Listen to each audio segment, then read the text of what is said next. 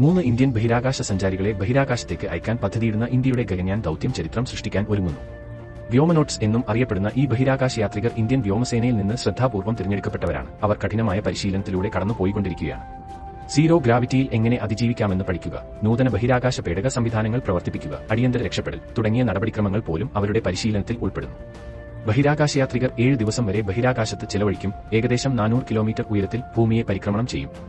അവരുടെ ദൗത്യത്തിനിടെ അവർ ശാസ്ത്രീയ പരീക്ഷണങ്ങൾ നടത്തുകയും ബഹിരാകാശ പേടകത്തിന്റെ സംവിധാനങ്ങൾ നിരീക്ഷിക്കുകയും ബഹിരാകാശത്ത് മനുഷ്യജീവിതം നിലനിർത്താനുള്ള ഇന്ത്യയുടെ കഴിവ് തെളിയിക്കുകയും ചെയ്യും.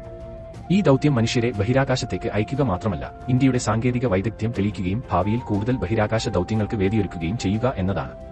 ഗഗൻയാനിലൂടെ മനുഷ്യ ബഹിരാകാശ യാത്ര വിജയകരമായി വിക്ഷേപിച്ച റഷ്യ, USA, ചൈന എന്നീ രാജ്യങ്ങളുടെ ഒരു എലൈറ്റ് ഗ്രൂപ്പിൽ ഇന്ത്യ ചേരും. ഇത്രയും ബില്യൺ ജനങ്ങളുടെ സ്വപ്നങ്ങളും ആഗ്രഹങ്ങളും പ്രതിനിധീകരിച്ച് ഈ അന്തരീക്ഷ യാത്രക്കാർ അവരുടെ ചരിത്രപരമായ യാത്ര നടത്തുമ്പോൾ അത് എല്ലാ ഇന്ത്യക്കാരുടെയും അഭിമാന നിമിഷമായിരിക്കും.